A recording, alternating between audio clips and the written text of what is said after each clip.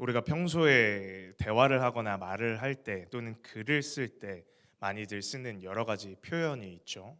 그 중에서도 사람들이 자주 사용하는 표현 중 하나가 바로 아이러니하다라는 표현일 것입니다. 저도 이 표현을 굉장히 좋아하는데요. 그런데 제가 말씀을 준비하며 이 아이러니하다라는 말의 뜻을 찾아보니까 그 종류가 다양하고 각각의 의미도 굉장히 다르더라고요. 언어적 아이러니, 상황적 아이러니, 극적 아이러니 등등 종류도 굉장히 세분화되어 있습니다. 그런데 대부분 사람들이 생각하는 아이러니는 상황적 아이러니로서 결과가 예상되거나 적절하다고 간주되는 것과는 크게 다른 경우를 우리는 보통 아이러니라고 생각을 합니다. 즉 생각한 것과는 너무 다른 경우, 이해가 잘 되지 않는 모순된 결과가 나오는 경우 등을 우리는 아이러니하다라고 표현한다는 것이죠. 제가 왜 이렇게 설교 서두에 이 아이러니라는 표현을 자세하게 설명하느냐면 오늘 말씀의 본문 속에서 크게 두 가지의 아이러니한 일을 발견할 수 있기 때문입니다. 그렇게 오늘은 말씀 속에 나타난 이 아이러니한 일에 대하여 나누면서 어떻게 하면 이러한 아이러니를 바꿀 수 있는가, 즉 아이러니를 바꾸는 신앙이란 무엇인가를 나누고자 합니다. 이러한 나눔의 시간을 통해 오늘 밤도 하나님께서 함께 하시는 은혜의 밤 되시기를 소망합니다. 오늘 본문인 이사야 36장부터 이사야 39장까지는 히스기야 시대를 배경으로 한 역사적 사건에 대하여 다루고 있습니다. 특별히 오늘 본문인 36장의 배경은 아수르의 왕 사네립이 유다를 침공하여 유다의 많은 성들을 이미 정복하고 이제 유다의 가장 중심이 되는 예루살렘을 정복하기 위해 자신의 군사 고문인 랍사게를 보내서 그들을 협박하는 내용입니다. 이렇게 아수르의 왕 사네립이 보낸 랍사게는 이제 유다의 고관들 앞에서 협박의 메시지를 전합니다. 그것이 우리가 읽었던 4절에서 6절까지의 말씀인데요. 우리 다 같이 한 번 더 읽어보도록 하겠습니다. 시작. 랍사게가 그들에게 이르되 이제 히스기야에게 말하라. 대왕 아수르 왕이 이같이 말씀하시기를 내가 믿는 바 그 믿는 것이 무엇이냐. 내가 말하노니 내가 좋기 싸울 계략과 용맹이 있노라 함은 입술에 붙은 말뿐이니라. 내가 이제 누구를 믿고 나를 반역하느냐. 보라 내가 애굽을 믿는도다. 그것은 상한 갈대 지팡이와 같은 것이라. 사람이 그것을 의지하면 손에 찔리리니 애굽 왕 바로는 그를 믿는 모든 자에게 이와 같으니라. 랍사게는 유다의 고문들을 모아놓고 이렇게 말을 합니다. 위대하신 아수르 왕께서 이렇게 말씀하신다. 너희는 무엇을 믿고 이렇게 자신만만하느냐? 전술도 없고 군사력도 없는 주제에 입으로만 전쟁을 할 수 있다고 생각하는 것이냐? 누굴 믿고 감히 나에게 반역하는 것이냐? 그리고는 조롱을 이어갑니다. 아, 너희가 믿는다는 게 고작 저 애굽이냐? 그 상한 갈대 지팡이 같은 저 애굽을 믿고 나에게 대드는 것이냐? 애굽의 왕 바로를 신뢰하고 그것을 붙잡는 것은 그저 손만 찔리는 것과 다를 것이 없다. 이렇게 말을 하고 있다는 것입니다. 우리는 이 내용을 듣다 보면 한 가지 의문이 들게 됩니다. 왜 아수르의 랍사게가 유다가 애굽을 의지한다고 말을 하냐는 것이죠. 그 의문에 대해 답을 찾기 위해서는 이전에 유다가 어떠한 방식으로 국가의 위기를 극복하려고 했었는지를 우리가 알아야 됩니다. 당시 유다는 이미 북이스라엘을 멸망을 시켰던 강대국 아수르가 자신들에게 쳐들어온 상황 속에서 그들에게 대항하기 위해 하나님이 아닌 다른 의지할 것을 찾고 있는 상황이었습니다. 그렇게 의지할 것을 찾은 대상이 바로 애굽이었다는 것이죠. 아마 이 애굽이라는 말을 들었을 때 대부분의 사람들이 한 번씩은 애굽? 엥? 이런 생각이 들으셨을 겁니다. 우리는 여기서 첫 번째 아이러니를 발견할 수 있게 됩니다. 그것은 바로 유다가 하나님을 의지하지 않고 의지하려고 했던 것이 다른 나라도 아닌 바로 애굽이었다는 사실입니다. 애굽에 대해서 대부분의 성도님들은 아주 잘 알고 계실 겁니다. 우리가 애굽에 대해서 왜 잘 알고 있습니까? 구약 성경의 가장 유명한 사건이 바로 이스라엘 백성들을 핍박하던 애굽으로부터 하나님께서 그들을 건져내신 출애굽 사건이기 때문입니다. 즉 이스라엘 자손들을 가장 핍박하고 박해하는 나라의 상징이 바로 애굽이라는 나라이며, 그러한 애굽으로부터 이스라엘 백성들을 구해내준 출애굽 사건이 하나님의 사랑이 가장 크게 드러나는 상징적인 사건이라는 것입니다. 그런데 본문의 유다는 자신들이 어려운 상황에 처하자 이러한 모든 상징적인 요소들은 다 제쳐두고 바로 그 애굽에게 손을 내밀고 있다는 것입니다. 이는 그 당시 시대상이나 주변 나라 국가 간의 그런 관계성, 그 모든 요소들을 차치하고서라도 굉장히 아이러니한 일임은 분명한 것입니다. 이러한 아이러니한 일은 하나님 입장에서 본다면 굉장히 배은망덕한 일이 아닐 수가 없습니다. 그렇기에 이미 앞서서 이사야서 30장에서 애굽을 의지하는 유다의 행위가 얼마나 헛된 것이며 하나님 앞에 반역된 것인지에 대해 이사야를 통해 하나님께서 말씀을 하셨었습니다. 그 내용이 이사야 30장 1에서 3절 말씀인데요. 세번역 성경을 우리 다 같이 한 목소리로 읽어보도록 하겠습니다. 시작. 주께서 말씀하신다. 거역하는 자식들아, 너희에게 화가 닥칠 것이다. 너희가 계획을 추진하지만 그것들은 나에게서 나온 것이 아니며 동맹을 맺지만 나의 뜻을 따라 한 것이 아니다. 죄에 죄를 더할 뿐이다. 너희가 나에게 물어보지도 않고 이집트로 내려가서 바로의 보호를 받아 피신하려 하고 이집트의 그늘에 숨으려 하는구나. 바로의 보호가 오히려 너희에게 수치가 되고 이집트의 그늘이 오히려 너희에게 치욕이 될 것이다. 하나님께서는 이렇게 자신이 아닌 이집트, 즉 애굽을 의지하는 유다를 보고 이사야 선지자를 통하여 엄하게 다그쳐 놓으셨었습니다. 그런데 재밌는 것은 오늘 적국인 아수르가 쳐들어와서 이와 똑같은 이야기를 하고 있다는 것입니다. 즉 하나님의 선지자 이사야와 하나님을 반하는 아수르의 왕 사네립의 고문인 랍사게가 애굽을 의지하지 말라라는 똑같은 메시지를 전하고 있다는 것입니다. 이것이 바로 오늘 말씀의 두 번째 아이러니인데요. 이 두 번째 아이러니는 우리로 하여금 많은 생각을 하게 해줍니다. 왜냐하면 현대를 살아가고 있는 우리에게도 이와 동일한 아이러니가 발생하고 있기 때문이죠. 이게 무슨 말인가 하면 현 시대에서도 하나님께서 요구하시는 것과 이 세상이 우리에게 요구하는 것이 동일하다라는 것입니다. 현 시대 속에서 하나님께서는 우리에게 늘 말씀을 하십니다. 사랑하라, 희생하라, 깨끗하라, 정결하라, 이렇게 늘 말씀을 하십니다. 그런데 교회를 다니지 않는, 하나님을 믿지 않는 자들도 아이러니하게도 우리에게 같은 말을 하고 있다는 것입니다. 아니, 교회를 다니면 더 깨끗해야 되는 거 아니야? 예수를 믿으면 더 희생하고 더 사랑해야 되는 거 아니야? 표현의 방식이 다를지는 몰라도 그리스도인에게 하나님께서 요구하시는 것과 하나님을 믿지 않는 세상 사람들이 요구하는 것이 일치한다는 것이죠. 참 아이러니한 일이 아닐 수가 없습니다. 그러나 여기서 우리가 분명히 구분해야 하는 것은 있습니다. 그것은 바로 하나님께서 우리에게 요구하시는 그 이유와 세상이 우리에게 요구하는 그 이유는 분명한 차이가 있다는 것입니다.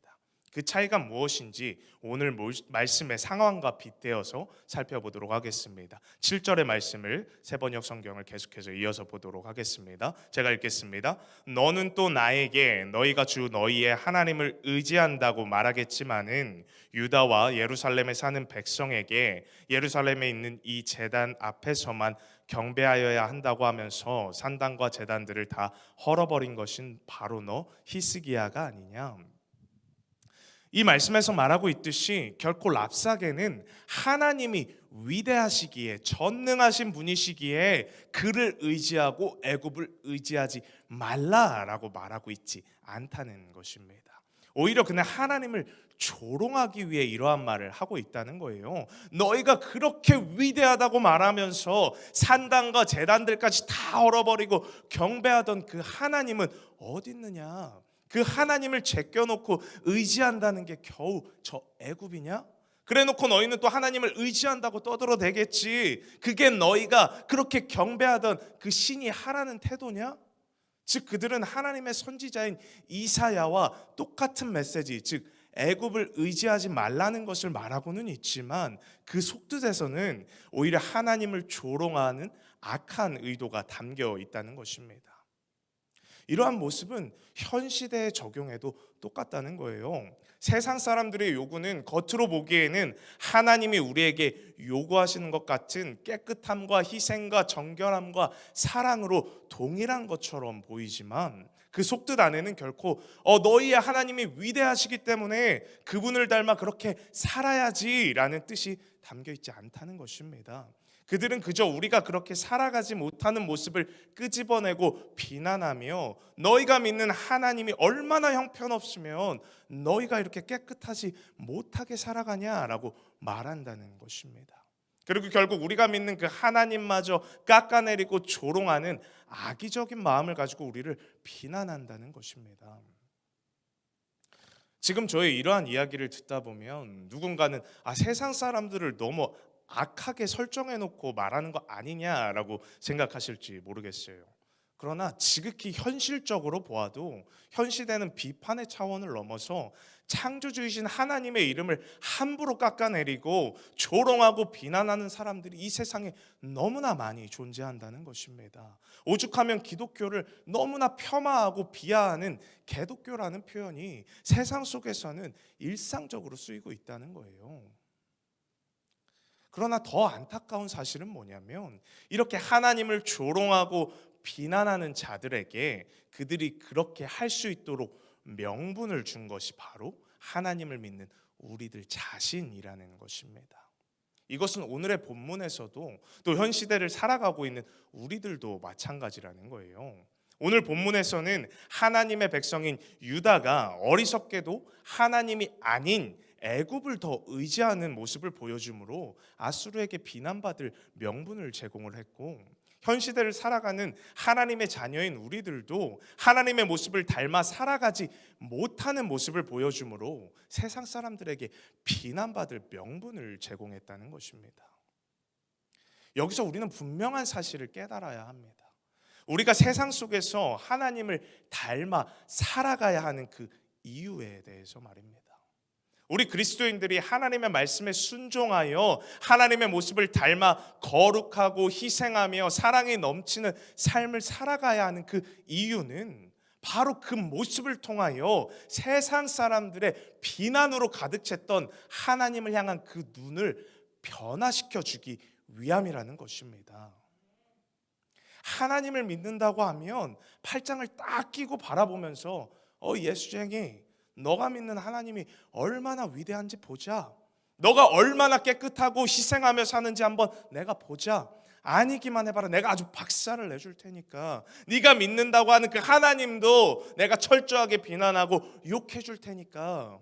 이렇게 악의적인 눈으로 비난할 거리를 찾는 그들에게 이 세상 속에서 하나님을 닮아 깨끗하고 정결하며 사랑이 넘치는 모습을 보여줌으로써 악의로 가득했던 그들의 눈을 진정으로 하나님을 바라볼 수 있는 믿음의 눈으로 변화시켜 주어야 한다는 것입니다. 이것이 우리 그리스도인들이 세상 속에서 반드시 감당해야 하는 진짜 빛과 소금의 역할인 것입니다. 그러나 오늘 본문 속 유다의 고관들인 엘리야김, 셈나, 요한은 그러한 믿음의 역할, 빛과 소금의 역할을 전혀 하지 못하고 있습니다. 그들은 오히려 랍사게가 하는 말을 유다 사람들이 들을까 봐 두려워하고 있습니다. 11에서 12절 말씀입니다. 제가 읽겠습니다. 이에 엘리야김과 셈나와 요아가 랍사게에게 이르되 우리가 아람 방언을 아오니 청하건대 그 방언으로 당신의 종들에게 말하고 성 위에 있는 백성이 듣는 데에서 우리에게 유다 방언으로 말하지 마소서 하니 랍사게가 이르되 내 주께서 이 일을 내 주와 내게만 말하라고 나를 보내신 것이냐? 너희와 함께 자기의 대변을 먹으며 자기의 소변을 마실 성 위에 앉은 사람들에게도 하라고 보내신 것이 아니냐 하더라. 유다의 고관들은 랍사게에게 막 간청을 합니다. 백성들이 들을 수 있으니 제발 유다 백성들이 들을 수 있는 유다의 말로 하지 말고 우리만 알아들을 수 있게 아람 방언으로 해주십시오라고 부탁을 한다는 거예요. 그러자 그 말을 들은 랍사게는 더욱 기고만장해져서 아수르의 왕이 자기를 보낸 것이 고장 너희에게만 이 말을 전하라고 보낸 줄 아느냐라고 외치면서 막 치욕적인 말을 끊임없이 내뱉는 겁니다. 하나님을 전적으로 의지하지 못하는 자의 특징이 여기서 나오는 거예요. 늘 두려움에 떤다는 겁니다. 유다의 고관들은 랍사게의 협박의 말이 유다 백성들에게 들릴까 막 겁을 먹고 있어요. 막 두려움에 떨고 있습니다. 이러한 모습을 보면 그들의 신앙이 얼마나 무너져 있는가를 우리는 잘 알 수가 있습니다. 하나님을 모욕하고 하나님의 백성인 자신들을 조롱하는 저 랍사게에게 막 담대하게 선포하기는커녕 그 말이 유다 백성에게 들리지 않도록 막 다른 언어로 좀 말해주세요 하고 그런 걸 빌고 있다는 거예요. 저는 이러한 모습을 보면서 하나님을 신뢰하는 자와 그렇지 못한 자의 삶의 태도가 얼마나 다른지 다시 한번 묵상을 하게 되었습니다. 성경에서 하나님을 신뢰하는 자의 표본이 되는 사람이 누굽니까? 우리가 가장 먼저 하나님을 신뢰하는 자 하면 떠오르는 사람이 누굽니까? 아마 대부분이 다윗을 생각하실 겁니다. 그런데 다윗은 오늘 유다 고관들과 굉장히 비슷한 상황에 처했던 적이 있습니다. 바로 블레셋의 장군인 골리앗이 하나님의 군대를 모욕하며 조롱했던 그 현장에 있었을 때입니다. 그런데 그때 다윗은 어떠했습니까? 막 그 말을 듣고 막 벌벌 떨었습니까? 저 블레셋 장군이 우리나라 사람들이 좀 알아듣지 못하도록 다른 말로 했으면 좋겠는데 막 이러면서 막 두려워했습니까? 사실 그 당시 다윗은 그런 것을 생각할 위치도 아니었습니다. 이스라엘의 장수도 아니었고 그 군대에 끌려 나온 사람도 아니었습니다. 그는 단지 이 전쟁터에 자신의 형들에게 먹을 것을 주려고 온 상황이었어요. 그런데 그곳에서 골리앗이 하는 말을 듣고 다윗은 분노하게 됩니다. 두려워서 떠는 것이 아니라 분노해서 부들부들 떨었다는 거예요. 그리고는 담대하게 그에게 나아가 외칩니다. 사무엘상 17장 45절의 말씀, 이것은 우리 다 같이 한 목소리로 읽도록 하겠습니다. 시작. 다윗이 블레셋 사람에게 이르되 너는 칼과 창과 단창으로 내게 나아오거니와 나는 만군의 여호와의 이름 곧 내가 모욕하는 이스라엘 군대의 하나님의 이름으로 내게 나아가노라. 아멘. 다윗의 이 모습 속에서는 두려움이라는 것은 찾아볼 수도 없다는 겁니다. 그러나 그가 두려워하지 않는 그 이유에 대해서는 우리가 너무나 쉽게 찾아볼 수 있습니다. 그 이유는 무엇입니까? 바로 나는 만군의 여호와의 이름, 하나님의 이름으로 나아가기 때문에 아무것도 두려울 것이 없다라고 다윗이 정확하게 말하고 있기 때문입니다. 이렇게 다윗과 같이 하나님의 이름으로 나아가는 자는 두려움이 없습니다. 그 상대가 골리앗이 되었든 오늘 본문의 강대국 아수르가 되었든 두려움이 없다는 거예요. 그러나 유다의 고관들에게는 하나님의 이름을 믿는 그 믿음이 부족했다는 겁니다. 현실만 보았다는 거예요. 현실적으로는 강대국 아수르는 도저히 이길 수 없는 상대였기 때문에 지난날 자신들을 핍박했던 그 애굽의 손이라도 빌려가지고 같이 싸워야 조금이라도 상대가 되지 않을까, 이러한 현실적인 생각만 하고 있었다는 겁니다. 그런데 그러한 그들의 생각을 모두 다 꿰뚫고 있듯이 랍사게는 이어서 얘기를 하는 거예요. 실제적으로 자신의 나라, 즉 아수르가 다른 나라들을 어떻게 박살내고 여기까지 왔는지 막 다시 한번 상세하게 막 설명을 합니다. 18에서 20절의 내용을 제가 요약해서 말씀드리면, 랍사게는 하맛과 아르밧의 신들, 스발와임의 신들, 그 열방의 신들 중에 우리나라, 즉 아수르의 손에서 그들을 건져낸 신이 어딨냐? 전혀 없다. 그리고 특별히 이미 정복한 북이스라엘, 그 사마리아 땅을 다 우리가 정복했는데 그때 하나님 뭐 했냐? 아무도 없던데? 우리를 막을 자, 아수르를 막을 자가 아무도 없던데? 라고 하면서 그들에게 더 강하게 선포를 하는 거예요. 하나님을 믿는 백성들에 대해 하나님을 의지하는 것은 결코 너희에게 구원이 되지 않을 것임을 강조하면서 말을 하고 있다는 겁니다. 그러나 이에 대해 유다의 고관들은 모두 잠잠히 아무 대답도 하지 않았습니다. 그것은 히스기야가 그들에게 그렇게 아무 대답도 하지 말라고 명령을 했기 때문입니다. 왜 그렇게 하라고 했을까요? 히스기야도 유다의 다른 고관들과 마찬가지로 랍사게가 두렵기 때문에 그에게 잘못 대답했다가는 뭔가 큰 일이 벌어질까 봐 잠잠하라고 했던 것일까요? 그렇지 않습니다. 히스기야가 그들에게 잠잠하라고 명령했던 이유는 이 위기를 온전히 하나님께 맡기고 그분 이름을 신뢰함으로 이겨나가기 위함이었습니다. 오늘 본문에서의 랍사게의 말을 전해들은 히스기야는 이어지는 37장에서 오직 하나님만을 의지하고 그분만을 바라보며 간절하게 부르짖습니다. 이러한 히스기야에게 하나님께서는 선지자 이사야를 통해 말씀하십니다. 아수르의 사네립은 패배하여 역사의 주관자이신 하나님 앞에 낮아지게 될 것이다 라고 말입니다.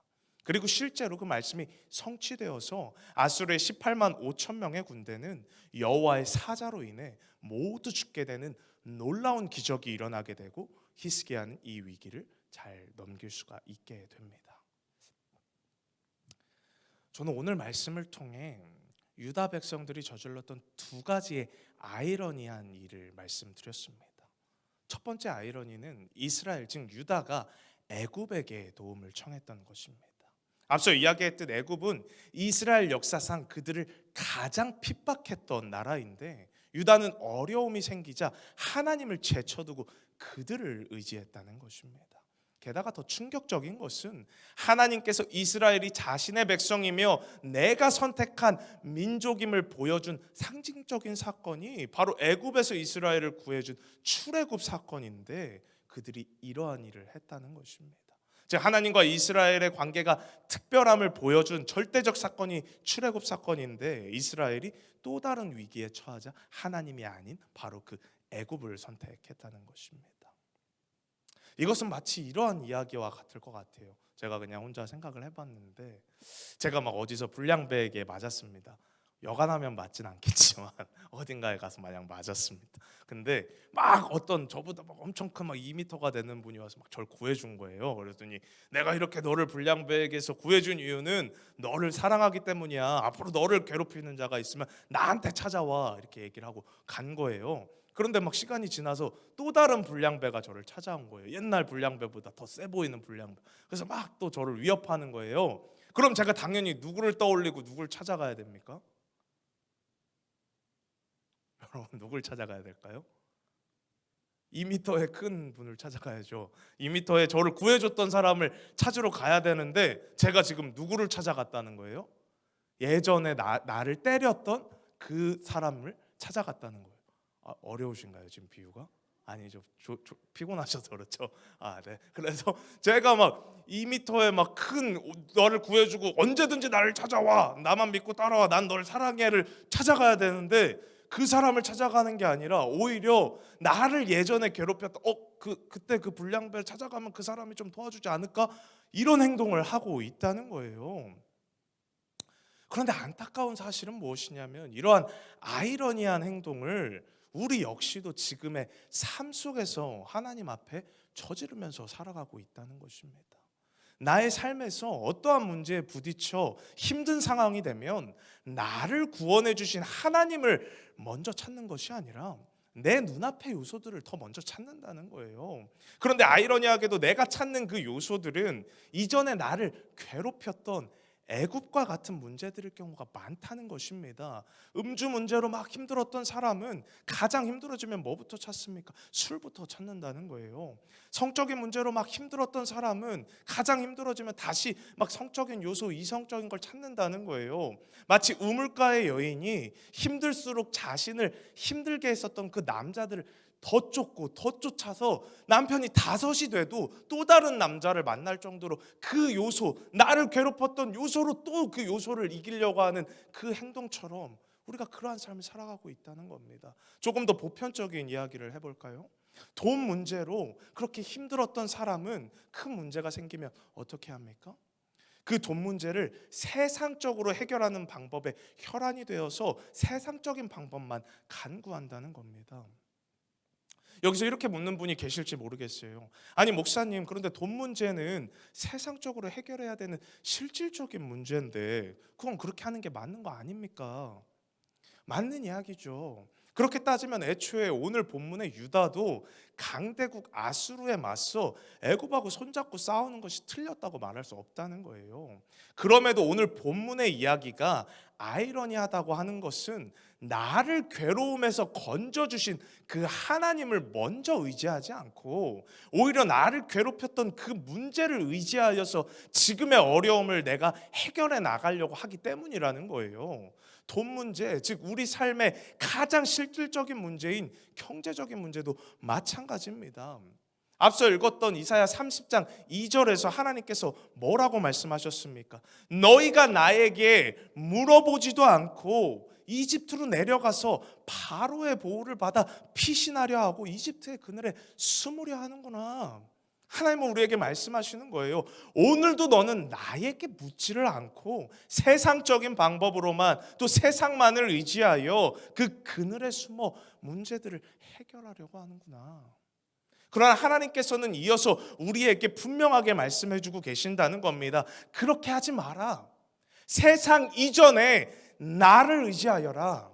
너의 삶의 모든 문제를 주관하고 해결하시는 분은 바로 나 하나님 여호와다. 이렇게 하나님을 전적으로 의지하며 하나님이 내 삶의 본질이 될 때에만 문제를 만났을 때 유다의 고관들처럼 벌벌 떠는 것이 아니라 문제에 맞서 히스기야와 같이 하나님께 부르짖어 기도함으로 그 문제를 해결받을 수 있다는 것입니다. 문제의 해결 방식은 하나님께서 알아서 정하신다는 거예요. 어떠한 방법으로든 어떠한 길로든 내 삶을 하나님께서 책임지고 이끌어 주신다는 겁니다. 그러니 우리가 할 일은 그죠, 나의 해결 방법, 세상적 해결 방법인 애굽보다 먼저 하나님을 의지하는 겁니다. 그렇게 할 때에 하나님께서 내 문제를 도우시고 이끄시고 해결해 주시리라 믿습니다. 그리고 또 하나 제가 말씀드렸던 아이러니가 무엇이었습니까? 바로 세상이 요구하는 것과 하나님이 요구하는 것이 일치한다는 아이러니에 대해서 말씀을 드렸었죠. 그러나 겉으로 보기에는 같아 보이는 요구일지언정 그 속뜻을 살펴보면 전혀 다르다라고 이야기했습니다. 세상 사람들은 우리에게 요구하고 그 요구를 채우지 못했을 때 언제라도 우리가 믿는 전능하신 하나님을 비난하고 업신 여긴다고 하였죠.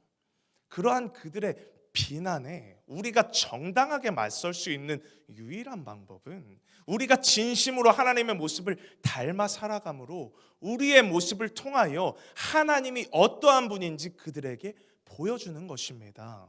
깨끗함으로, 희생함으로, 사랑함으로 그들의 요구를 하나님의 모습으로서 우리가 들어주면 된다는 겁니다. 그렇게 될 때에 비난에 초점이 맞추어졌던 그들의 눈이 하나님에게 초점이 맞추어져서 믿음의 눈으로 바뀌게 될 것입니다.